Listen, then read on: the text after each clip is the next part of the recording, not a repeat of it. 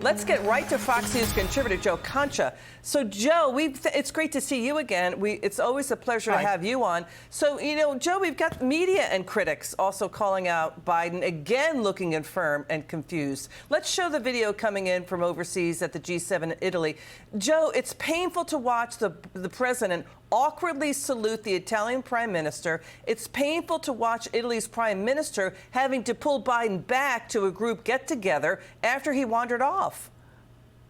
Wow. I mean, just look at that. He's just going and drifting in another direction while all the other leaders are staying in the same place. And I think you see the Italian prime minister here have to kind of bring him back the way, sometimes my son, when we're at an amusement park, will kind of wander off if he sees some balloons.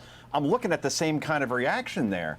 And you got to love it, Liz, when we hear from those in the White House where they say, or even some in the media for that matter, when they say behind closed doors, Joe Biden, he's as sharp as a tack, right? He's solving quadratic equations and explaining the space-time continuum to everyone in the room. He's basically John Nash. But then you see Biden in public, as we see here, and you're thinking this person shouldn't even be a golf starter at the local county golf course. I mean, let alone the president of the United States and commander of our armed forces. And as this pertains to the election, Liz, Biden has to overcome three impressions that are almost impossible to reverse. He has to overcome the perception that he's too old and too mentally far gone for the job. He has to overcome the perception that he doesn't know what he's doing when it comes to the economy. And he has to overcome the fact that the country, in terms of all these protests and the world in general, is far less stable than it was before he became president. And that's why, as it stands right now, Liz, Biden is clearly the underdog and Trump the favorite to win on November 5th if Joe Biden is the nominee at this point. And you got to wonder when you see video like this. Yeah, and when you see, for example, a new CBS poll, 65% of voters say Biden does not have the cognitive ability to serve as president, that he doesn't have the mental fitness to serve again. So we have the fallout of the House holding AG Garland in contempt for basically defying its subpoena to turn over Biden's audio-taped interview with special counsel Hur in the classified documents case. I mean, the AG basically telling Congress he's above the law because Biden is signing executive privilege. So, Joe, to your point, if everything's okay with Joe Biden, then just turn over the audio. And if everything's okay, he's mentally fit, then he should be prosecuted for classified documents, that controversy, and misusing it, rather holding on to U.S. secrets.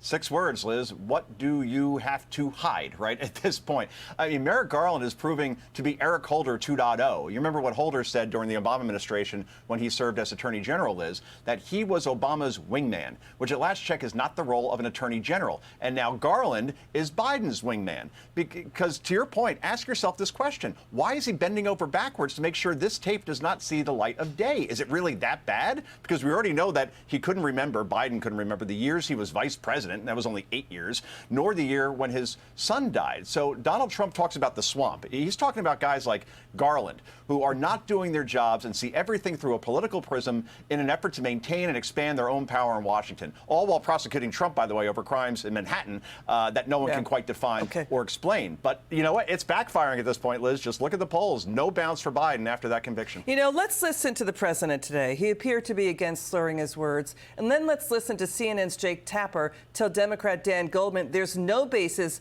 for them not to turn over that audio tape. Watch this. I got criticized at home for asking when the federal government invests in something that discourage or encourage private sector to invest. 96% of people ask that encourages investment, not discourages investment. It attracts investment.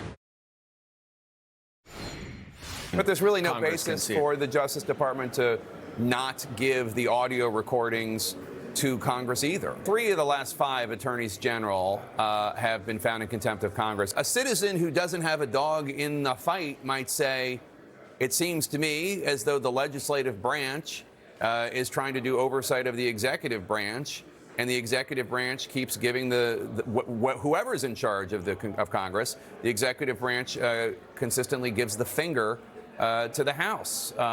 I assume you don't see it that way, but there is a consistency in these 3 contempt of Congress votes. We should point out 8 media outlets, CNN, ABC, CBS, NBC, the Associated Press, the Wall Street Journal, Reuters, Washington Post, all sued to get that audio. Don't the American people need to have and know for informed consent in order to vote? We were told, Liz, that this was going to be one of the most, if not the most transparent administration of our lifetimes. And instead, it's the plead the fifth administration, right? But whether it be the fact that we never see Joe Biden doing a solo press conference, you'll find Jimmy Hoffa in front of a microphone taking real questions before you see Biden do that. So, yeah, transparency. It's definitely at a premium when it comes to the Biden White House, Liz. Joe Concha, you're terrific. Good to have you on.